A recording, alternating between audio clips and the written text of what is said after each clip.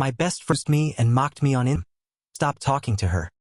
My phone rang at 3:14 in the morning. I didn't need to look at the screen to know who it was. I had assigned a specific ringtone for her, a shrill, piercing melody that cut through the silence of my room like a sharp knife, designed to wake me even from the deepest sleep. It was Valeria. It was always Valeria. My hand clumsily felt around the nightstand, knocking over a glass of water in the process. The cold liquid soaked the carpet, but I didn't stop to clean it. The conditioning was absolute, almost Pavlovian. When Valeria called at that hour, the world stopped. It was an emergency, or at least what she, in her egocentric universe, considered a life-or-death emergency. Hello? I answered with a hoarse voice and racing heart, expecting to hear sobs or cries for help. Alex, you need to come get me right now. Her voice didn't sound scared or even worried. It sounded imperious, with that slight drag of vowels indicating she'd had too much champagne and her patience had run out. I'm at this place, it's disgusting. The DJ is terrible and my card isn't working. I need you to pay the bill and get me out of here before I hurt someone. I rubbed my face, feeling the beginning of a migraine. Valeria, I'm sleeping. I have an important presentation at work tomorrow at 8. It's the quarterly review with the executives. I tried to argue, though I knew it was useless. To her, my job was just a boring hobby that financed her whims. Please, she screamed, instantly switching from demand to childish pleading, a tactic she'd perfected since college. I have no one else. You know, my parents cut off my credit again after the car incident, and the jerks I came with left me alone because I didn't want to go with them to the after party. Are you going to let something bad happen to me? Alone here in this neighborhood. Emotional blackmail, her favorite weapon, sharpened and rusted from constant use. I sighed, defeated before the battle even began. The image of her alone on a dark sidewalk overpowered my self-respect. I'll be there in 20 minutes. I got dressed in the darkness, feeling the weight of exhaustion in my bones like I was wearing a lead suit. As I drove through the empty city streets under the intermittent glow of streetlights, I wondered when I had become this, a glorified driver, an ATM with legs, a disposable tissue for tears. I vaguely remembered the Alex from years ago, the one who had dreams and boundaries. That Alex seemed like a stranger now. I arrived at the club. The music was thumping even from outside, making my car windows vibrate. Valeria was on the sidewalk, shivering in a silver sequin dress that cost more than my monthly rent, holding an unlit cigarette like it was a scepter. When she saw me, she didn't smile. There was no relief on her face. She simply opened the passenger door and dropped into the leather seat, bringing with her a smell of expensive perfume, spirits, and stale tobacco. You took too long, was her greeting, checking her makeup in the rearview mirror. There was a detour for construction on the main avenue. Valeria, are you okay? I'll be okay when you pay this and I get a bubble bath. She handed me the bar bill, crumpled and stained. $350. I looked at the paper, and looked at her. I felt a knot in my stomach. Valeria, this is too much. I lent you $500 last week for your cat's medicine. Cat that, by the way, I've never seen sick, and last time I was at your place, it was jumping on the furniture. She turned sharply, her perfectly lined eyes filled with instant tears. It was an Oscar-worthy performance. Are you really going to charge me now? Seriously, Alex. Her voice broke. You're my best friend, the only person I trust. I'll pay you back on Monday. I swear on my life. They just approved my modeling contract with that swimsuit brand. By Monday, I'll be rich. I'll buy you a new watch. I promise. I paid. I always paid. Over the following months, the pattern repeated with mathematical and cruel precision. Valeria appeared in my life like a Category 5 hurricane and disappeared as soon as the sky cleared, leaving me to pick up the debris. Our friendship had been forged in college. I was the scholarship kid, shy and insecure. She was the social queen, brilliant and charismatic. When she chose me as her confidant, I felt special. I felt like she had elevated me to her level. But over the years, the dynamic had mutated. We were no longer equals. I was her safety net. She was the trapeze artist who never looked down. If she needed help moving because she'd been evicted from another apartment due to misunderstandings with the landlord, which always turned out to be non-payment or noisy parties, I was there carrying heavy boxes, sweating profusely, while she directed the operation with a glass of white wine in hand, criticizing how I folded her sweaters. If she needed a cosigner, there was my signature, trembling but loyal. If she wanted to go to an exclusive music festival 3 hours away but didn't want to drive or pay for a hotel, I was the designated driver who slept in the car while she occupied the tent. My co-workers started to notice. My performance dropped on days after her crises. Alex, you look terrible, Roberto told me, a colleague from the accounting department, while we were having coffee in the break room. Roberto was a sensible man, father of 2 children, who had no time for drama. Those dark circles aren't normal. You look like a ghost. It's just stress, I lied, stirring sugar into my black coffee and avoiding his gaze. It's that girl, right? Valeria? Roberto said bluntly. I've seen her on your social media, Alex. That woman is consuming you. I never see her in your photos unless you're at an expensive place or doing her a favor. When was the last time she did something for you? Brought you a coffee? It's complicated. Roberto, she's had a difficult life. Her parents are distant. We've been friends for a decade. I can't just abandon her. She needs me. Loyalty has a limit, my friend, and I think you crossed yours miles ago. You're not her friend. You're her servant. I got upset with Roberto that day. I felt offended. I defended Valeria as if she were my blood sister. I told myself that they didn't know her, that they didn't see her vulnerable side, the fear of loneliness she hid under layers of arrogance and luxury brands. I was the only one who understood her. I was her anchor in a world that wanted to see her fall. But reality has a curious and painful way of eroding denial. The week of my birthday arrived. I was turning 28. Valeria, in a rare moment of lucidity, had promised to organize a dinner, something intimate. Just you and me at that Italian restaurant you like, the one with homemade pasta, she had said enthusiastically. I clung to that promise like a shipwrecked person to a plank. I bought a new shirt, navy blue, reserved the evening, and canceled an online video game session with my brother. At 7 p.m., already dressed and groomed, I received a text message. Not even a call. Alex, love, I'm so sorry. An incredible opportunity came up for a photo shoot with a famous photographer who's passing through the city. I can't say no, it's my big break. Could be my Vogue cover. I'll make it up to you later. Promise. Happy birthday, Zoxo. I sat on my couch in my new, perfectly ironed shirt, feeling the silence of the apartment become deafening. I looked at the clock. 7:15 p.m. I had cereal for dinner that night, watching a TV show I didn't even like. Only the next day did I make the mistake of looking at her Instagram stories. There was no photo shoot, no lights, no cameras. She was at a party on a private yacht, surrounded by tan strangers, drinking champagne straight from the bottle and dancing on the deck. In one of the photos, hugging a guy with sunglasses, the caption said, "Living my best life with the people who really matter. Hashtag blessed, hashtag jet life." I felt a stabbing pain in my chest, something physical, sharp, as if a rib had broken and pierced a lung. But pathetically, when she called 2 days later asking for $200 because she'd lost her wallet in the sea, an absurd story about a sudden wave, I transferred it to her. I told myself it was the last time. I always lied to myself, saying it was the last time. Before we continue with what happened next, if you're enjoying this story and can relate to toxic friendships, please hit that like button and subscribe to the channel. Your support means everything. Now, let's get back to the moment that changed everything. November brought unusual cold and incessant rain that chilled to the bone. I had been working overtime, doubling shifts to cover the money I'd lent Valeria and to try to rebuild my savings for a vacation I dreamed of taking alone. To rest, perhaps in a cabin with no phone signal. It all started on a Tuesday afternoon. A slight sore throat like a scratch, which I ignored with tea and mint lozenges. By Wednesday, my joints ached as if they were rusted. Climbing stairs was torture. Thursday night, when I got home, I collapsed in the hallway. The fever hit me with the force of a freight train in the early hours of Friday. It wasn't a common flu, it was something visceral, deep. My temperature rose to 104 degrees Fahrenheit. I was shaking so violently my teeth were chattering, making a rhythmic noise in the empty room, but I was sweating as if I were in a sauna. The headache was blinding, throbbing, as if my brain were too big for my skull. I tried to get up to go to the kitchen for water, but my legs failed, turning to jelly. I fell to the living room floor, hitting my shoulder, and stayed there gasping with my cheek against the cold wood. I dragged myself back to the couch, a process that seemed to take hours. I was alone. My parents lived in another country, and I didn't want to worry them. I had no partner. My other friends had gradually drifted away, tired of my constant cancellations to attend to Valeria's whims. I looked at my phone. The screen glowed in the darkness like a beacon. It was 8 p.m. on Friday. I needed help. I really needed help. I felt my chest closing. Each breath was a painful wheeze. I was afraid of passing out and not waking up, of being found days later. I searched for Valeria's contact. I hesitated for a second, remembering the birthday, the yacht, the money, but fear was stronger than pride. She was my best friend. If there was a moment to prove that those 10 years were worth something, this was it. I typed with clumsy fingers and blurred vision. "Val, please, I'm very sick. I think I have a serious infection. I can't get up or drive. I have a fever of 104 degrees Fahrenheit and I'm having trouble breathing. Could you bring me medicine and some soup? Or better, take me to the ER? I'm scared of being alone like this. Please, I need you." I waited. Each minute seemed like an hour. The sound of rain against the window marked the passage of time. The read icon appeared almost immediately. 5 minutes, 10 minutes, 15 minutes. Finally, her response arrived, accompanied by a sad emoji. "Ah, Alex, such bad luck, crying face. I'd love to go. Really, my heart is with you, but I'm super busy right now with an agency project and I can't leave. It's a vital creative meeting. Plus, I don't want to catch anything. I have an important event next week and I can't afford to be sick with a swollen face. Order an Uber or delivery. I'm sure it's nothing serious. Take some acetaminophen. You're always a bit dramatic with illnesses. Rest. Kisses." I read the message 3 times. The letters danced before my feverish eyes. "You're always a bit dramatic. Vital creative meeting." The physical pain was unbearable, but what I felt in that moment was a coldness that had nothing to do with the fever. It was the absolute cold of abandonment, the emptiness of realizing that to the person person you care about most, you are expendable. I managed to order a taxi through an app with trembling hands. The driver, an older, kind man named Don Jose, had to come up to my apartment and help me down the stairs because I could barely walk. He took me to the hospital, helped me register, and waited in the waiting room until I was admitted. A stranger did more for me in 15 minutes than my best friend had in 10 years. I spent 3 days in the hospital. I had severe pneumonia, complicated by dehydration and extreme exhaustion. The doctor scolded me severely for not coming earlier. Your immune system is rock bottom, young man, the doctor told me while reviewing my chart. This could have been fatal if you'd waited one more night. You're under a lot of emotional stress. The body sometimes gives up when the mind can't anymore. I only nodded, unable to speak without coughing. During those 3 days, Valeria didn't call once. She didn't send a message asking if I was alive, if I'd been hospitalized, or if I needed someone to water my plants. Nothing. Absolute silence. On the second night, lying in the hospital bed with an 4 in my arm and the rhythmic beeping of the heart monitor as my only company, I made the mistake of opening social media. Boredom and masochism guided me. I saw the red circle around Valeria's profile picture. The story had been uploaded 2 hours ago. The video began with loud music, a heavy reggaeton beat. It was a party in a luxurious house, not a work meeting. Neon lights, people dancing on tables, expensive bottles everywhere. The camera spun and showed Valeria's face, perfectly made up, laughing with a drink in hand. She looked euphoric, radiant. Girls' night, no rules, she shouted at the camera, blowing a kiss. Then the camera moved to a group of people sitting on a velvet couch. Valeria sat next to a guy who was holding the camera, apparently not realizing it was still recording. The audio clearly caught her voice over the music when the song's volume dropped for a moment. And then this guy writes me, Alex, the one I always tell you about, my pet, Valeria said, rolling her eyes and making exaggerated gestures, saying he's dying, that he has a fever, blah blah blah. How exhausting. He's so needy, always wants attention. He thinks that because we're friends I have to be his nurse. What did you do? Asked a female voice off camera, laughing. I told him I was working. Valeria let out a cruel laugh, throwing her head back, exposing her neck like a satisfied predator. Imagine leaving this party with the DJ they brought from Ibiza to go give soup to the big baby. Let him find a girlfriend or call his mother. I'm not his nanny. He's only useful when I need him to drive me somewhere or when I'm short on cash. But today I don't need anything. I have free drinks here. So, next, the video ended with her toasting with the others and shouting, cheers to freedom. The phone slipped from my hands and fell onto the white, sterile sheets. I didn't cry. Curiously, I didn't feel sadness. I felt crystalline clarity, cold and hard as a diamond. For years, I had interpreted her selfishness as a quirk, her cruelty as brutal honesty, her manipulation as a need for affection. I had built an altar to a goddess who saw me as a useful insect, a tool kept in the drawer until needed to tighten a screw. He's only useful when I need him to drive me somewhere or when I'm short on cash. The phrase echoed in the silent hospital room, bouncing off the walls. It was the bitterest and most effective medicine I received that night, more potent than the antibiotics dripping into my vein. Cured my blindness instantly. With a calmness that surprised me, I picked up the phone. I blocked her number. I blocked her Instagram, her Facebook, her TikTok, her WhatsApp. I deleted her photos from my gallery one by one, watching 10 years of false memories disappear. It wasn't an act of explosive anger, but of mental hygiene. I was taking out the trash I had let accumulate in my soul. I left the hospital on a Tuesday. The world seemed different. Colors were sharper. The air, though cold, felt clean, purifying. However, withdrawal was hard. The first few days, my hand automatically went to my phone to tell her something funny I'd seen, only to remember she was no longer in my life. I felt guilt, an irrational guilt implanted by years of manipulation. What if something happens to her and I'm not there? I thought, but then I remembered her laugh in the video, and the guilt transformed into determination. I returned to work a week later. Roberto, the coworker from accounting, approached my desk with genuine concern. Alex, glad to see you. We were worried. You looked awful last time. Everything okay? Yes, Roberto. I had pneumonia, but I'm better now. Actually, I'm much better in many ways. Roberto looked me in the eyes, seemed to understand something without me saying it, and smiled. Hey! He hesitated for a moment. A few of us are going bowling and eating pizza on Friday. Nothing fancy, just to de-stress and laugh at our bad aim. Would you like to come? I understand if you're tired, but we'd like you to be there. I'd love to, I said, and I was surprised to realize it was true. I didn't have to check if Valeria needed something before accepting. That Friday, I met Miguel and Sarah. Miguel was an architect with terrible humor, full of bad but contagious puns. Sarah was a graphic designer obsessed with dogs and 80s sci-fi movies. The night was a revelation. There was no drama, no one asking me to pay exorbitant bills or complaining about the place. We laughed until my stomach hurt. At the end of the night, the bill came. Instinctively, my hand went to my wallet, preparing to cover the deficit. But before I could take it out, Miguel had already divided the bill on paper napkins. It's $20 per person, guys, he announced. When Sarah was short for the tip because she didn't have change and I offered to cover it, saying, don't worry, she insisted on transferring it to me immediately through a banking app. It's $1, Sarah. It doesn't matter, I said, laughing, unaccustomed to such honesty. Of course it matters, she responded very seriously, looking at me intently. Clear accounts preserve friendship and I value my friends. I don't want to to owe anyone anything. I want us to be here because we want to, not out of debt. That phrase hit me. I want us to be here because we want to. Over the months, my circle expanded. I started going to the gym and regained the weight I'd lost from stress. I saved money. My bank account, free from Valeria's financial leeches, began to grow miraculously. I bought new clothes. I invested in a photography course I'd always wanted to take. We took a weekend trip to the mountains with Miguel and Sarah. At one point, while hiking, I tripped and slightly twisted my ankle. Instead of getting angry because I was slowing down the group, Miguel offered me his shoulder and Sarah carried my backpack the rest of the way. No one left me behind. One afternoon, while helping Miguel paint his apartment, he'd bought the pizza and beer beforehand and wouldn't stop thanking me. Playing music I liked, I realized something. I was happy. A quiet, stable happiness, without adrenaline spikes or valleys of despair. Valeria tried to contact me. Of course she did. Approximately 3 weeks after my disappearance, when she noticed her bills weren't paying themselves. I received emails since she was blocked on everything else. Alex, what's wrong with you? Why are you blocking me? I'm worried. Call me. Alex, I need an urgent favor. Serious. Don't be petty. You're immature. After everything we've been through, you ghost me? What a disappointment. Please call me. I miss you. No one understands me like you do. I read them with strange fascination, like someone observing a specimen in a laboratory. Then I sent them all to the spam folder without responding. Silence was my response, my wall, and my victory. A year passed. A full year of peace and reconstruction. My life had changed radically. I'd been promoted at work to project manager thanks to my new focus and renewed energy. I was dating a wonderful woman named Elena, who was an ER doctor. She understood the value of time and life. Elena took care of me as much as I took care of her. We were a team, not a dictatorship. It was a rainy Saturday night, much like that night of my fever. I was having dinner with Miguel, Sarah, and Elena at an elegant restaurant downtown, celebrating Miguel's engagement. The atmosphere was warm, full of candlelight and soft laughter. We were toasting when a commotion at the entrance caught my attention. The restaurant door burst open and a soaked figure entered, bringing with it a gust of cold wind. She was arguing loudly with the hostess. I'm telling you my reservation is here. I'm Valeria Montemayor. Check your list properly. It was her, but it wasn't the Valeria I remembered. Her hair, usually perfect and shiny, was frizzy, dull, and wet. Her makeup was smudged, giving her a tragic raccoon appearance. The dress she wore looked worn from a past season and fit a bit too large. She looked thinner, but not in a healthy way. She looked gaunt, with deep dark circles that concealer couldn't hide, and a hardness in her gaze that she used to conceal with superficial charm. The hostess, with infinite patience but firmness, explained that without a reservation there was no table and her name wasn't on any list. Valeria turned furiously, looking for someone to blame or someone who would recognize her. Her eyes swept the room desperately. They stopped on me. The world seemed to stop. I saw genuine surprise on her face, immediately followed by quick, cold calculation. I saw her mask trying to recompose itself, forcing a smile that didn't reach her eyes, showing teeth in a grimace meant to be friendly. She walked toward our table, ignoring the hostess's protests, following close behind. Alex, she exclaimed, opening her arms theatrically, as if a year of silence and blocking hadn't happened. Oh my God, I can't believe it. What a wonderful coincidence. My friends fell silent. The silence at the table was sepulchral. Elena looked at me with a raised eyebrow and set her glass on the table with a soft clink. I had told her everything about Valeria. Miguel tensed his jaw. Hello, Valeria, I said. My voice was calm, steady. I was surprised not to feel fear or love or hate or even nostalgia. I only felt indifference. It was like seeing a stranger who reminded me of someone I used to know. You look gorgeous. Time away suits you, she said with a slightly passive-aggressive tone, her eyes scanning my tailored suit and the watch on my wrist. I've tried calling you 1,000 times. Did you lose your phone or change your number? I was so worried about you. I blocked you. Valeria's smile faltered, trembling at the corners. Ah, well, always the joker. Hey, good thing I saw you. Really, it's destiny, the universe bringing us together again. Look, I'm in a slightly awkward situation. My car broke down 2 blocks away in this horrible rain. My card got blocked due to a stupid bank error. The same excuse as always, and I need to get to the other side of the city for a very important meeting. Could you take me? It'll just be a moment, and maybe lend me some cash for the taxi back. You know, like old times. We'll sort it out tomorrow. She looked at my friends and Elena as if they were invisible, as if they were extras in her movie, assuming I'd jump from my chair to serve her. I looked at Miguel, who had his fists clenched on the table, ready to intervene. I looked at Sarah, who was looking at her with incredulity and pity. I looked at Elena, who took my hand under the table and squeezed gently, giving me her strength. I took a deep breath. No, it was a simple word, but it weighed tons. Valeria blinked, confused, as if I'd spoken in another language. What do you mean, no? I'm not going to drive you, and I'm never going to lend you money again. But it's me. It's Val, your best friend. Your sister. You're going to leave me stranded here. I stood up from the chair slowly, gaining height over her. No, Valeria, you were never my best friend. I was your unpaid employee. I was your backup plan. Your pet. I paused. I heard what you said in your Instagram story the night I had pneumonia. The night I asked you for help because I couldn't breathe, because I felt like I was dying, and you made fun of me while drinking champagne and laughing with strangers. Color drained from her face, leaving her pale under the smudged makeup. She opened her mouth mouth to deny, to invent an excuse, her eyes moving quickly, searching for an exit. But I cut her off. I saw the video. I heard you call me needy and say I was only useful for favors. Well, you were right about one thing. I'm no longer useful to you. I've resigned from the position. People at nearby tables had stopped eating and were watching us. The manager was approaching. Valeria, who always lived for the audience, suddenly realized this wasn't the attention she wanted. She shrank. Alex, I was intoxicated. I didn't know what I was saying. It was a joke. You know how I am. She tried to lower her voice, approaching to touch my arm, invading my personal space. I stepped back with a firm step. It doesn't matter if it was a joke or not. What matters is that I learned to value myself. And people who value themselves don't have friends like you. Please leave. You're interrupting our dinner and the celebration of my true friends. Valeria looked around, saw the judgmental looks from strangers, saw the solidarity of my new group, an impenetrable wall of real affection and mutual respect. She saw that her power over me, that invisible thread she'd pulled for years, had been broken forever. Her face contorted into an ugly mask of rage. You're a fool, she spat with venom, her true face coming to light, ugly and bitter. You always were a loser, a nobody. No one will love you like I loved you. No one will put up with you. I hope not, Elena responded, intervening with lethal calm and a firm voice, because he deserves much more than that kind of affection, and fortunately, he already has it. Valeria let out a snort of frustration, looked one last time at the table full of food and friends she'd never have, turned on her heel, and left the restaurant almost stumbling, dragging her dignity wet from the rain into the cold night. I didn't hear about her until 6 months later. The city is big, but social circles talk and news flies. I found out from a mutual acquaintance that Valeria's luck had run out spectacularly. Apparently, she'd burned too many bridges. The modeling agency had fired her definitively for her lack of professionalism, constant delays, and showing up in bad condition to an important shoot. Her party friends, those who appeared in her stories living the best life, had abandoned her as soon as she ran out of her parents' money and her ability to buy rounds. They were parasites looking for another host. She'd lost her luxury apartment. They said she was living on the couch of an acquaintance from high school, owing money to half the world, with a reputation as a social scammer that closed all the doors of the circles she loved so much. Her parents had finally cut off the faucet completely. The last time I saw her was from a distance, on an ordinary Tuesday. I was in my car, stopped at a traffic light, humming a song playing on the radio. I looked out the window and saw her coming out of a pawn shop in a sketchy area of the city. She was carrying the same designer purse I'd given her 3 years ago, her pride and joy, but now it looked worn, without shine. She'd pawned it. She walked hunched over, protecting herself from the wind, looking at her phone desperately, her fingers moving frantically, probably looking for the next victim, the next Alex to manipulate with a false smile and an empty promise. For a second, I felt an echo of pity. But I remembered the fever. I remembered the loneliness. I remembered the "you're always a bit dramatic," and the pity dissipated like smoke. It wasn't my problem. Not anymore. The light turned green. I accelerated gently, leaving behind the image of her in the rearview mirror. I watched her become smaller and smaller, a gray figure against a gray background, until she disappeared completely when I turned the corner. For a long time, I thought loyalty meant being there for someone no matter the cost, enduring storms that weren't mine and giving until I was empty, like a candle that consumes itself to give light to another. I believed that saying no was an unforgivable betrayal. But I learned, through the fire of fever and the inhuman coldness of a cell phone screen, that loyalty without reciprocity isn't nobility, it's servitude. It's voluntary enslavement. Friendship isn't a transaction where one gives everything and the other only takes what they need. It's a living ecosystem. It's about who holds you up when your legs fail, not who calls you only when they need you to carry them because their feet hurt from dancing. It's about who brings you soup, not who asks you for money for champagne. Today, my phone no longer rings at 3 a.m. with selfish demands. And when it does ring, I know it's Miguel to tell a bad joke, Sarah to invite me to the movies, or Elena to tell me she misses me. I paid a high price to learn this lesson, in dollars, in lost time, and in bitter tears. But in the end, I recovered something priceless that no one can buy, my dignity. And that's a currency I will never, under any circumstances, waste again.